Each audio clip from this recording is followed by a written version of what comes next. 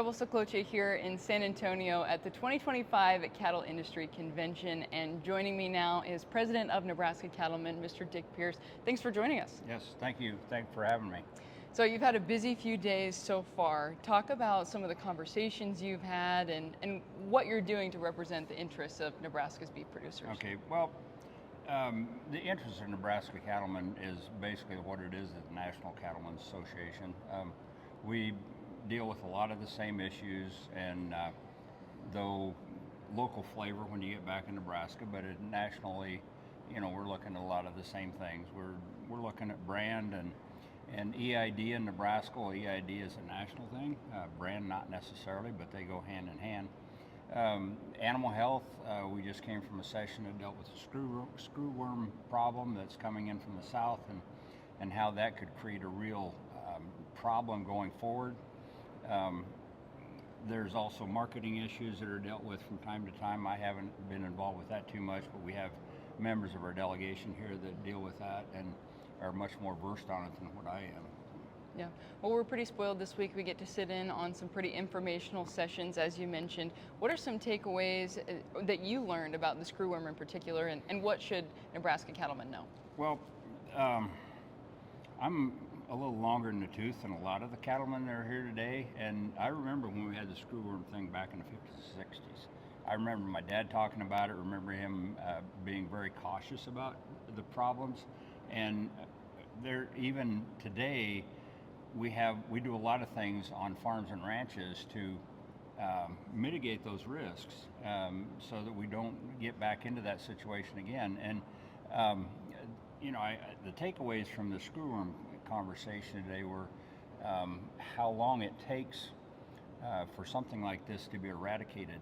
A gentleman got up and spoke on it just a little bit ago that said it was 14 years the last time they saw it in the 80s, to back this thing up. They're talking 7 years now, but that's best case scenario. If things really go haywire, if they can't contain this at the southern border, it could wipe out an industry. And we talked the same about foot and mouth disease in there, and what would happen if we had to shut down commerce. People don't really stop and realize what an impact that would have on the economy of the United States. I mean, to say nothing of ag economy, if we had a total shutdown, people couldn't be taking their cattle to pasture, couldn't bring them back home, couldn't go to feedlots, couldn't go to sale barns. Any of that commerce would just be stopped if we had a stop order put on the cattle industry. So these things are very devastating, and sure, we look at worst case issues, but you have to in order to really be prepared, because you don't know how bad something could be if it does pop up. Certainly. Well, obviously there's lots of conversations this week and a busy schedule for sure, but the work that you do is all year long to represent Nebraska cattlemen. What are some of the grassroots issues that you're championing this year? Okay. In Nebraska, probably the big three, maybe the big four.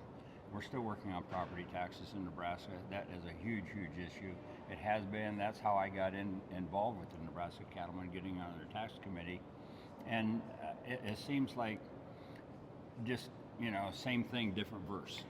Same song, different verse from year to year. We go in very optimistic, we're going to get something done, and we get to the end of the session and we still really don't have a lot of meaningful things done.